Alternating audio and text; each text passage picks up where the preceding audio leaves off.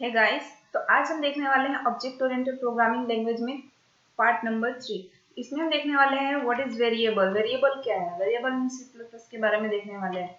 तो variable are containers for storing data value.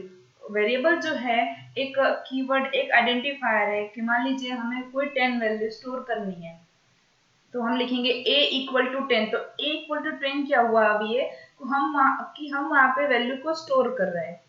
For example देखिए, यहाँ पे हमने लिया, हम यहाँ पे ले लेंगे एक इंटीजर। ओके, यहाँ पे हमने लिया a नाम का एक वेरिएबल बनाया। मेरी ड्राइंग बहुत ही ज्यादा खराब है। a 10 then semicolon. तो ये क्या होगा? अब ये जो है एक जो 10 नंबर है उसको हम कहीं ना कहीं तो स्टोर करेंगे। तो स्टोर करने के लिए, वैल्यू को स्टोर करने के लिए हम एक वेरिएबल बनाएंगे जो उसका नाम होगा a। फॉर एग्जाम्पल हमारे व्हाट्सएप में बहुत सारे ऐसे फोल्डर क्रिएट होके आते हैं। व्हाट्सएप में देखिए, तो व्हाट्सएप में क्या आता है, एक डॉक्यूमेंट नाम का आता है, एक GIF, एक वीडियो, एक फोटोज, एक ऐसे ऐसे करके अलग अलग फोल्डर बना के आता है। उसके अंदर डिवाइड होके डेटा जाता है। व्हाट्सएप में हम चैट करते हैं तो बहुत सारी चैट, अब चैट का बैकअप भी एक अलग ही फोल्डर में होता है। ठीक है, सारी चीजों को अलग अलग फोल्डर में डिवाइड किया जाता है। रियल लाइफ में हम देखें तो same as it is programming में है। तो प्रोग्राम में क्या है, इंटीजर डेटा, मतलब कि 0 to 9 वैल्यू है तो उसको इंटीजर में। देन है फ्लोट, पॉइंट वाली वैल्यू है। क्रिप्टो करेंसी एप्लीकेशन है तो वो किसमें होता होगा, तो फ्लोट में है। स्ट्रिंग है तो उसमें हमें कोई स्ट्रिंग पास करना है। स्ट्रिंग मीन्स के हेलो वर्ड हो गया, कोई भी एक पैराग्राफ पास करना है तो हम स्ट्रिंग डेटा टाइप यूज करते हैं। अब स्ट्रिंग डेटा टाइप है तो वो जो है स्ट्रिंग, वो एक रिजर्व कीवर्ड है जो कंपाइलर समझता है कि हाँ एक स्ट्रिंग है, इसके अंदर हमें स्ट्रिंग ही पास करना है। बट उसके लिए हमें एक वेरिएबल ही बनाना पड़ता है कि हमारा जो डेटा है, हमारा डेटा है स्ट्रिंग, उसको हम किसके अंदर पास करें। तो उसके लिए जो हमारा वैल्यू है, हमने लिखा हेलो वर्ड, तो हमें पास करना है। एक नाम बना लिया, नेम नाम का वेरिएबल बनाया, उसके अंदर हमने हेलो को पास कर दिया। यहाँ पे इंट्रो नाम का बना है, उसके अंदर हेलो को पास कर दिया। तो इस तरीके से हम वेरिएबल को डिफाइन करते हैं। ए के अंदर ये हमारा डेटा जो है, मान लीजिए ये ए है हमारा, इसके अंदर हमने ये 10 वैल्यू को पास कर दिया है। ठीक है, तो इस तरीके से वेरिएबल को हम स्टोर करते हैं। अब क्या करना है हमें, पहले हम इसको इरेज कर देते हैं क्योंकि हमें इसका कोई काम नहीं है अभी। अब हम देख रहे हैं कि in C++ there are different type of variable, different with different keyword. अलग अलग नाम से वेरिएबल बनाते हैं। फॉर एग्जाम्पल हमें हमारे एक मार्कशीट बना रहे हैं, मार्कशीट में हमें जरूरत है रोल नंबर की, तो रोल नंबर जो है वो क्या हो गया, वेरिएबल। देन नेम है तो वो भी एक वेरिएबल हो गया। उसके अंदर हम सब सारे के सारे जितने भी मार्कशीट में अपने स्कूल में जितने भी स्टूडेंट है उनका नाम लिखेंगे। ठीक है, देन यहाँ पे मार्क्स नाम का एक हमने वेरिएबल बनाया, उसके अंदर जितना भी मार्क्स है उसको हमने इंक्लूड करा है। तो इस तरीके से डिफरेंट डिफरेंट वेरिएबल में डिफरेंट डिफरेंट डेटा को हम स्टोर कर सकते हैं। फर्स्ट है इंटीजर डेटा टाइप। तो इंटीजर डेटा टाइप है तो क्या है, उसका काम है to storing a value. 0 to 9 में जितने भी नंबर्स है उनको स्टोर किया जाता है इंटीजर में।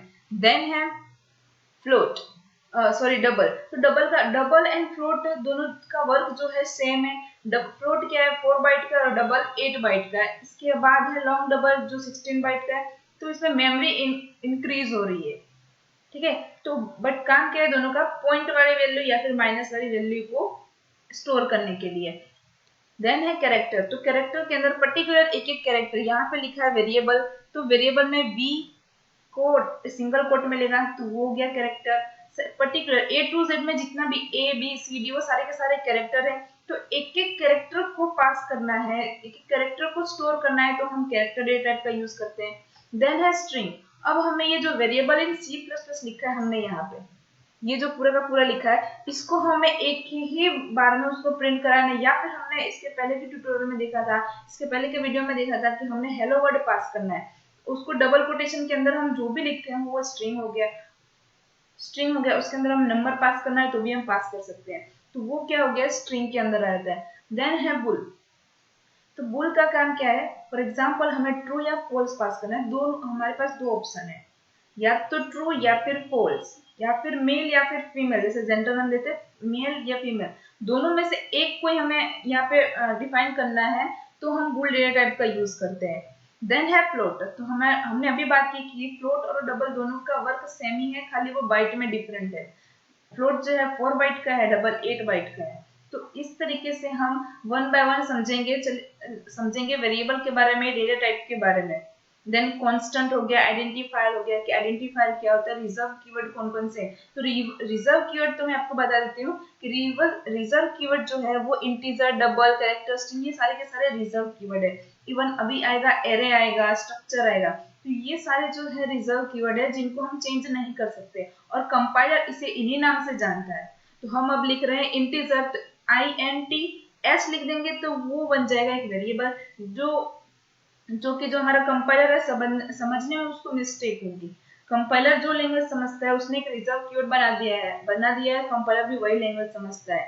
ठीक है, तो इस तरीके से हम वेरिएबल और डेटा टाइप को समझेंगे। तो चलिए चलते हैं अपने टेक्स्ट एडिटर। तो हम आ गए अपने टेक्स्ट एडिटर में। अब हम देखेंगे कि हमें पहले डिक्लेरेशन देखना है कि हम वेरिएबल को कैसे डिक्लेयर कर सकते हैं। तो सबसे पहले हमें क्या करना है, यहाँ पे हम लिख सकते हैं डेटा टाइप हो गया। देन आता है वेरिएबल नेम। देन हमें जो भी वैल्यू हमें उसे पास करनी है तो हम यूजिंग ऑपरेटर, देखिए इस तरीके से पहले हम इसको डिक्लेयर कर सकते हैं। तो ये पोर्शन क्या हो गया हमारा,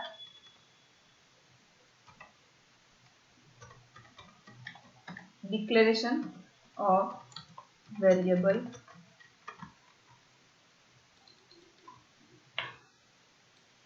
इस तरीके से हम डिक्लेयर कर सकते हैं वेरिएबल को। ये देखिए अब क्या किया इसने, ये डेटा टाइप है। तो डेटा टाइप में हम क्या हमने अभी देखा था कि डेटा टाइप कितने सारे हैं, इंटीजर है, फ्लोट है, डबल है, स्ट्रिंग है, कैरेक्टर है।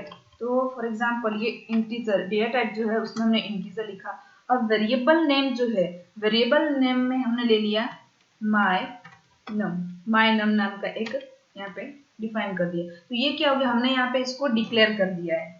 अब डिक्लेयर करने के बाद हमने यहाँ पे वेरिएबल बना तो दिया, अब हमें इसमें डेटा को स्टोर करना है। ठीक है, तो उसको क्या कहते हैं, इनिशियलाइजेशन। पहले हम इसको डिक्लेयर करते हैं, उसके बाद हम इसको इनिशियलाइज करते हैं। तो हमने ये जो चीज है इसको क्या कहते हैं, वेरिएबल। इसे हमें जो भी बनाना है, देखिए हमें यहाँ पे कैरेक्टर बनाना है तो कैरेक्टर का भी बना सकते हैं, ch नाम से बना दिया। स्ट्रिंग बनाया मैंने, नेम।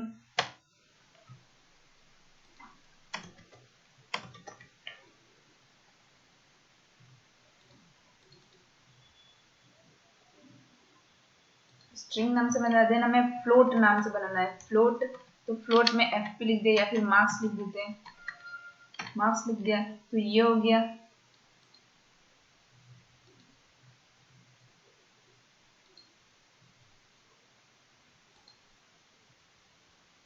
कि हम ये सब बाद में करेंगे, इंक्लूड पाथ तक। ये देखिए स्ट्रिंग के लिए क्या है, इंक्लूड पाथ है, क्योंकि इसमें बहुत सारी चीजें हमें लिखने पड़ती है, सीआउट में हम मैसेज प्रिंट करते हैं इसलिए। तो ये हमने क्या किया, डिक्लेयर कर दिया। तो इस तरीके से हम डिक्लेयर कर सकते हैं, इंटीजर, नम, कैरेक्टर, cs, फ्लोट, मार्क्स। तो मार्क्स में कौन सी वैल्यू, या तो पॉइंट वाली होगी या फिर माइनस वाली भी हो सकती है। अब कैरेक्टर में कोई भी कैरेक्टर ले सकते हैं ना, A to Z में, या फिर एक एक कैरेक्टर लेना है इसलिए हम ले सकते हैं। देन है इंटीजर माय नम, उसके अंदर हमें नंबर स्टोर करना है। बुलियन है तो बुलियन के अंदर हमें ट्रू या फॉल्स रिटर्न करना है। अब हम देख लेते हैं इसका सिंटैक्स इनिशियलाइजेशन का। तो data type variable name is equal to value. तो ये क्या हो गया, ये इनिशियलाइजेशन।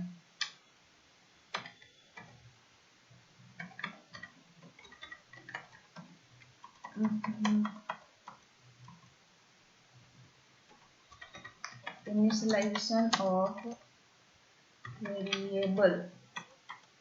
स्पेलिंग मिस्टेक हो तो माफ करना, क्योंकि हम यहाँ पे स्पेलिंग मिस्टेक है या फिर वो सब एरर फाइंड करने नहीं बैठे, हमें खाली जो है ये कमेंट ही करने वाले हैं। तो ये देखिए ये जो डेटा टाइप हो गया, यहाँ पे वेरिएबल नेम और यहाँ पे value same as it is. पहले हमने डिक्लेयर किया तो डेटा टाइप आएगा, वेरिएबल नेम तो वेरिएबल नेम हमें देना है, उसके बाद इज इक्वल टू। तो हम यहाँ पे ऑपरेटर का यूज करने वाले हैं, तो इज इक्वल टू जो है ऑपरेटर दे दिया। उसके बाद हमें जो भी वैल्यू डिफाइन करना है, तो मतलब माय नंबर में मुझे 10 वैल्यू स्टोर करना है तो भी हम कर देते हैं। तो इनिशियलाइजेशन का मतलब क्या होता है कि हम जो भी वेरिएबल बना रहे हैं उसमें वैल्यू को इंक्लूड कर रहे हैं, दैट मीन्स इनिशियलाइजेशन कर रहे हैं। ठीक है, तो यहाँ पे हम देखते हैं अभी,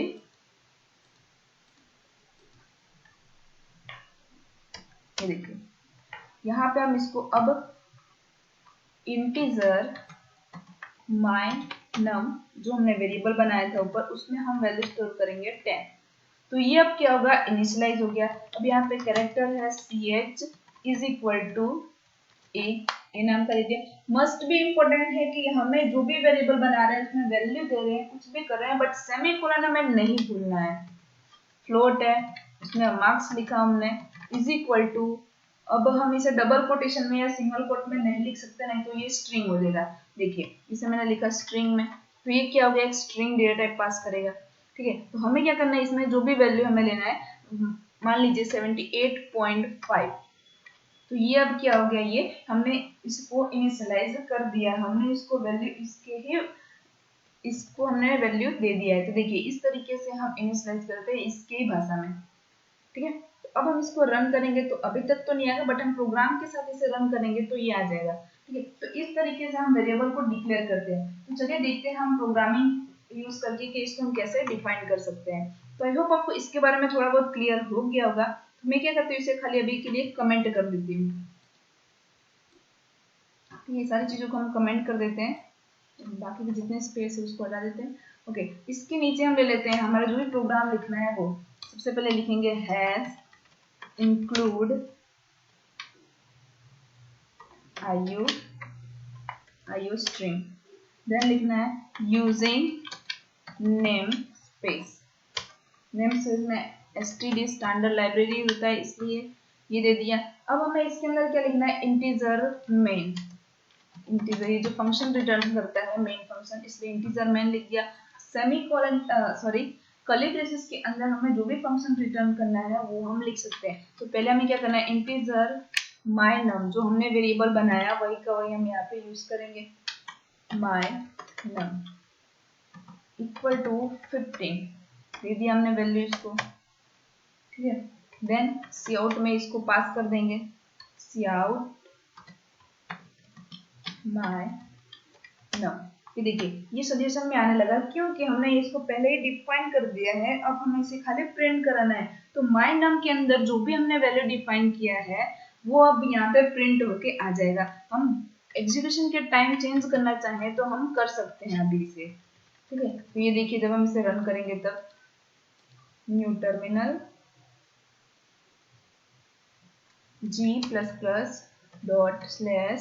क्या नाम है हमारे फाइल का नाम, वेरिएबल .cpp हो गया, कुछ मिस्टेक रह गया होगा, g++वेरिएबल.cpp इस नाम से हमने बनाया था, ये हमने सेव कर दिया।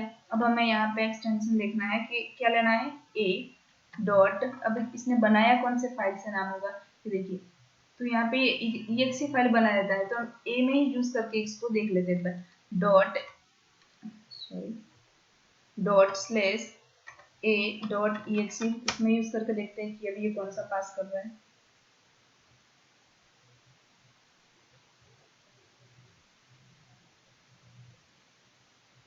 ये थोड़ा सा टाइम ले रहा है पता नहीं क्यों, बट ये भी रन होके आ जाएगा।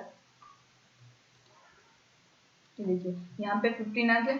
अब हम यहाँ पे चेंज करके देखते हैं, यहाँ पे मैंने वैल्यू रख दिया 10 रखने के बाद मैंने यहाँ पे ./ रखा, उसके बाद exe कर दिया, ये भी अभी भी 10 आ रहा है। इसको हम रन करते हैं फिर से, ./a.exe सॉरी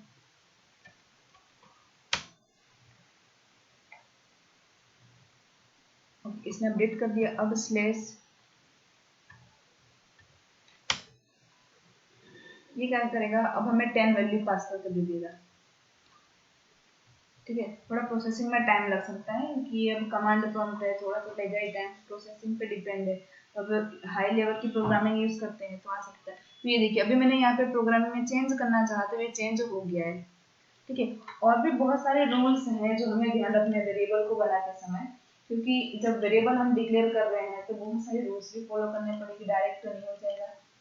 ठीक है, तो हमें इनके रूल्स के बारे में भी याद रखना है। तो पहला रूल्स क्या है वेरिएबल में, तो name can contain letter, digit and underscore. अब जो वेरिएबल बना रहे हैं तो हमेशा हमें क्या लिखना है, यहाँ पे लेटर से स्टार्ट करना है, कोई भी नंबर से स्टार्ट करना है। यहाँ पे मैंने एक वेरिएबल बनाया तो ये हमें कोई भी एक लेटर से, देखिए हमने बनाया, उसके बाद हमें क्या करना है, पहले डिजिट लिखेंगे ना, देखिए यहाँ पे लिखा 9, तो ये जो वेरिएबल है ये गलत है, ये देखिए यहाँ पे एरर आने लगा, 9 लिख देती हूँ तो भी डिक्लेयर इनिशियलाइज जो भी करना है बट ये एरर शो करेगा। बट हमें क्या ध्यान रखना है कि जब भी हम कोई वेरिएबल बना रहे हैं तो यहाँ पे या फिर डिजिट अंडरस्कोर यूज कर सकते हैं या फिर डिजिट, ठीक है, बट पहले डिजिट ही यूज नहीं करना है, हमेशा लास्ट में यूज करें या फिर बीच में यूज करना है। यहाँ पे देखिए बीच में यूज करना है तो वो भी मैं कर सकती हूँ, तो अब यहाँ पे हमें कोई एरर नहीं दे रहा है, ठीक है। तो इस तरीके से हमें ध्यान रखना है वेरिएबल बनाते समय, name must being with letter and और एन अंडरस्कोर। जब भी हम स्टार्ट करें वेरिएबल बनाना तो लेटर से ही बनाना है, कोई भी लेटर ले लेना है, जो भी लेना है, कैपिटल या small. Then name are case sensitive. Case sensitive means के हम उसमें डिफरेंट वेरिएबल में ले सकते हैं, डिफरेंट मतलब मान लीजिए हमने माई वेर नाम का एक वेरिएबल बनाया, अब माई वेर नाम का वेरिएबल बनाया, यहाँ पे मैंने लिखा है माई नम, ठीक है, ध्यान से देखिएगा माई नम। अब इसमें जो एन है वो है कैपिटल, यहाँ पे मैंने स्मॉल ले लिया। अब इसमें क्या होता है ना कि अगर आपने कैपिटल लिया है तो वो कैपिटल ही आपको शो करेगा, कैपिटल ही दूसरी बार होना चाहिए, मतलब जहाँ पे डिफाइन करें। आप ऐसे समझ रहे हो कि हमने जैसे इंग्लिश में कंटेंट लिखते थे कि नम ले लिया, माय नेम नाम का ले लिया, तो नेम में क्या फर्स्ट अल्फाबेट हम कैपिटल रखते थे, दूसरी बार यूज कर रहे हैं तो उसको स्मॉल में ले लिया। बट प्रोग्रामिंग में ऐसा नहीं है, वो केस सेंसिटिव होता है, जो भी आप कोड में लिख रहे हो वही का वही उसको चाहिए प्रिंट करने के लिए, या फिर सेम वेरिएबल से आप एक्सिक्यूट नहीं कर सकते। ये मैंने माय नम नाम का एक वेरिएबल बनाया, सेम एज इट इज, देखिए खाली मैं चेंज करके यहाँ पे कैपिटल कर दूंगी, ठीक है। तो इस टाइप के अलग अलग एक एक वर्ड का डिफरेंट होता है, अगर आप कैपिटल में लिख रहे हैं तो कैपिटल में ही वो एग्जीक्यूट करेगा, स्मॉल में लिख रहे हैं तो वो स्मॉल में लिखेगा। देन फोर्थ वन है name can not contain white space and special character like exclamatory sign, hashtag, percentage, whatever etcetera.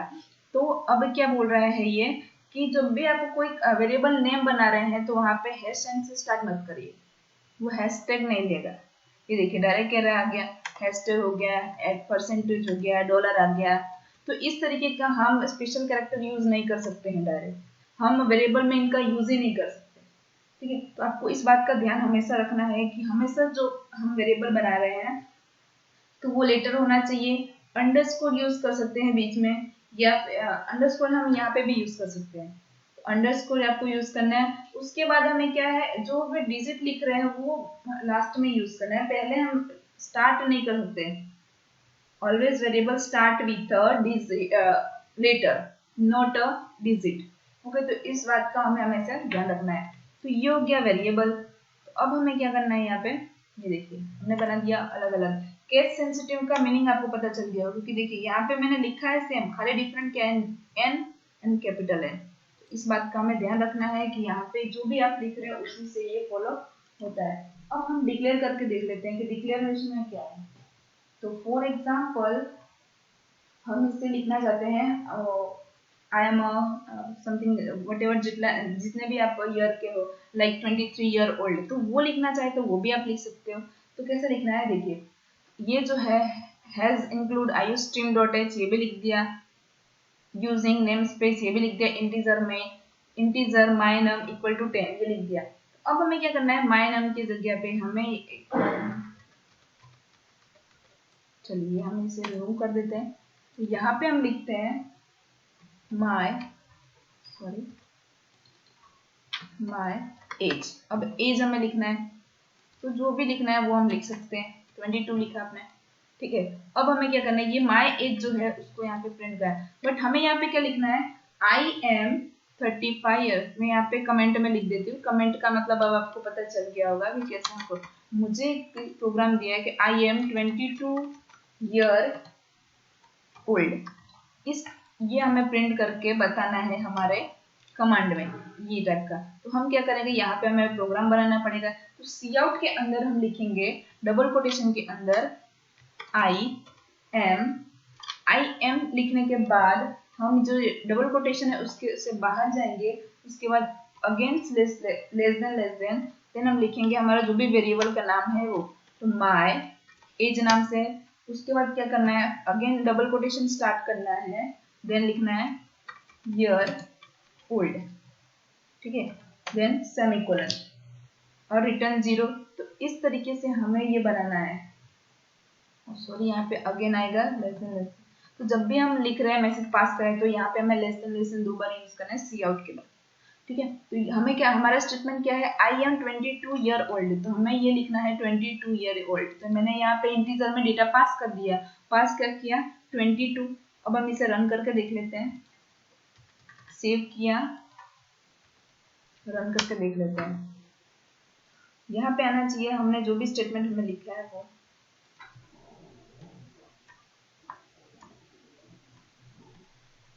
देखिए, तो हमारा जो मैसेज है वो पास होके आना चाहिए।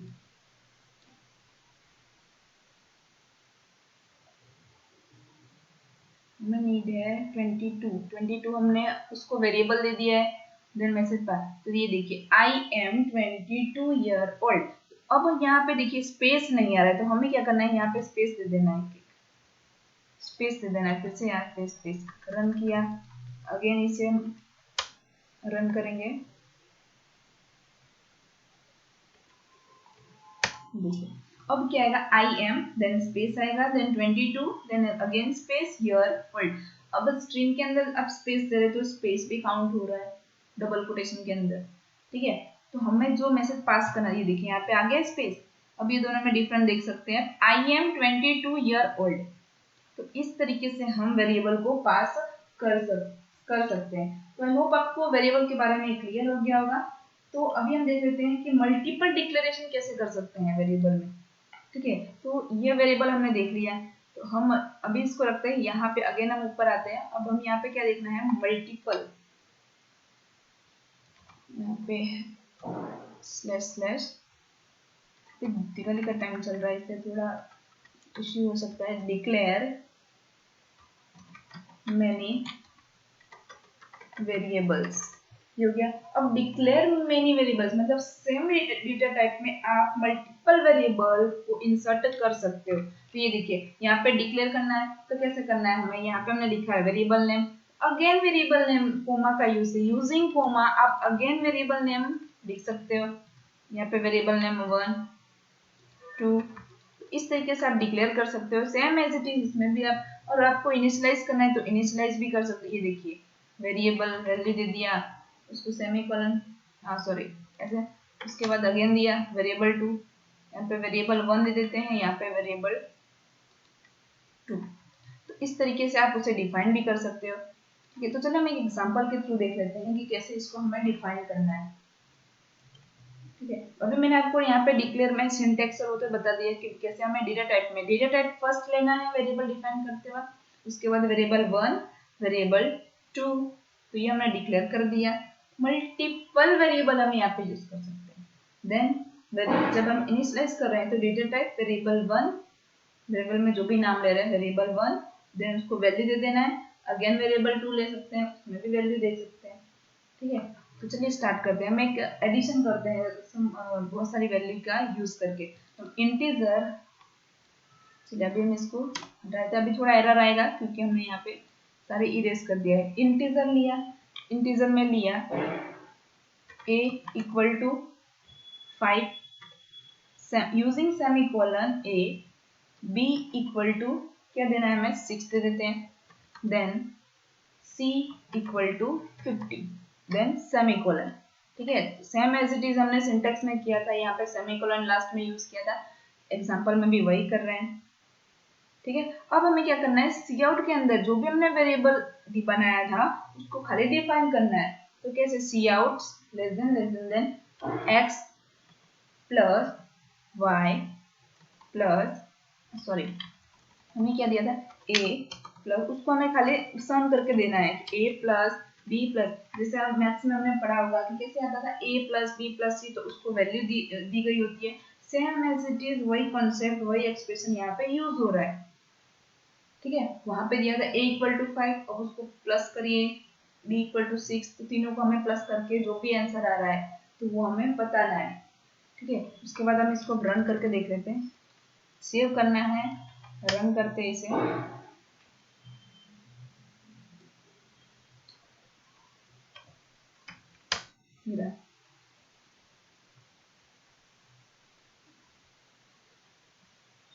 रन करके देख लेते हैं कि हमारा आंसर जो है क्या आ रहा है। अभी अब गिन लीजिए क्या आने वाला है। 61 आना चाहिए। ओके डन, 61 आ गया हमारा। दैट मीन्स कि ये हमारा जो कैलकुलेशन है वो राइट हो गया है। तो इस तरीके से अगर आपको सम ऑफ वैल्यू यूजिंग एक सेम डेटा टाइप में बहुत सारी वैल्यू वेरिएबल का यूज करके सम करना है तो आप कर सकते हो, बट कैसे? Separate by comma. कोमा का यूज करके आप उसको सेपरेट कर सकते हो। देन हम बात कर लेते हैं एक और चीज की, आइडेंटिफायर। तो आइडेंटिफायर अभी मैंने बोला कि आपको आइडेंटिफायर क्या होता है कि हमने यहाँ पे जो ए नाम बना दिया तो वो क्या है? आइडेंटिफायर, क्योंकि हमने 5 नाम के वैल्यू को कहाँ पे स्टोर किया है? ए के वैल्यू में। तो ये क्या हो गया? एक identifier.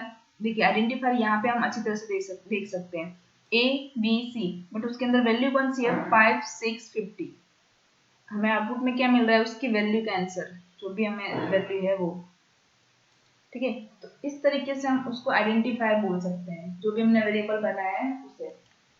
Same as it is अभी कांस्टेंट बाकी रह गया है। कांस्टेंट क्या होता है? तो कांस्टेंट जो है हम जो भी इंटीजर में ले रहे हैं, यहाँ पे हमने लिया है इंटीजर a इक्वल टू 5 6 50। ठीक है, हम क्या कर रहे हैं यहाँ पे?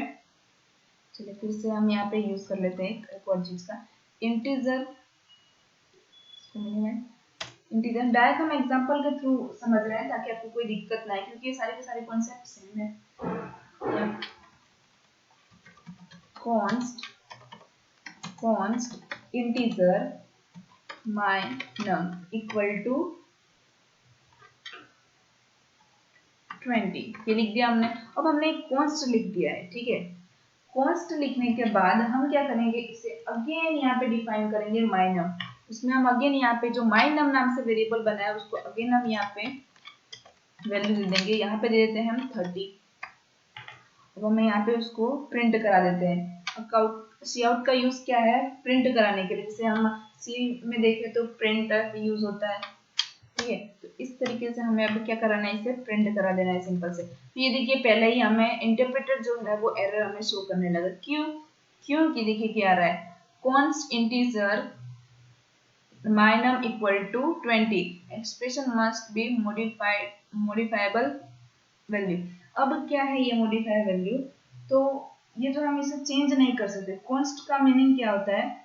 We can't change the value execution time. Execution के टाइम हम वैल्यू को चेंज नहीं कर सकते कॉन्स्ट में। ठीक है, तो कॉन्स्ट में क्या होता है? हम वैल्यू को चेंज नहीं कर सकते एग्जीक्यूशन के टाइम। अब हमने एग्जीक्यूट किया है, जब एग्जीक्यूट कर रहे हैं तब उसकी वैल्यू को चेंज नहीं कर सकते। अगर हम यहाँ पे कर रहे हैं तो हम यहाँ पे चेंज कर सकते हैं, बट यहाँ पे हम दूसरी बार उसको चेंज नहीं कर सकते। ये देखिए 50 लिखा, अब ये कोई एरर नहीं दे रहा है। अब हम जब आउटपुट लेंगे तभी हमें 50 का 50 आंसर दे देगा, बट जब हमने कॉन्स्ट यूज कर दिया है तो हम दूसरी बार उसको चेंज नहीं कर सकते। ठीक है, when you do not want to other to override existing variable value, use the const keyword। मतलब आप चाहते हैं कि अगर कोई इस पे ओवरराइड ना करे, दूसरी बार कोई वैल्यू चेंज ना करे, तो आप उसको const दे दिए। जो वैल्यू चेंज नहीं होने वाली है कभी, फॉर एग्जांपल पाई की वैल्यू कभी चेंज नहीं होने वाली है, तो आप उसको const दे दीजिए। तो const क्या है? वो फिक्स हो गया वैल्यू, अब उसको कोई भी चेंज नहीं कर सकता। ठीक है, तो कांस्टेंट का मीनिंग क्या है? टू फिक्स द वैल्यू, उसको हमेशा हम फिक्स कर देते हैं। तो आई होप आपको वेरिएबल के बारे में, declare multiple variable, then identifier, const के बारे में क्लियर हो गया होगा। तो अभी भी आपको कोई उसमें इश्यू आ रहा है, कोई प्रॉब्लम आ रही है, तो आप मुझे कमेंट कर सकते हो, और आपको इस वीडियो में ध्यान से देखते रहना है ताकि आपको इजीली अंडरस्टैंड हो जाए। तो मिलते हैं नेक्स्ट ट्यूटोरियल में। Thanks for watching.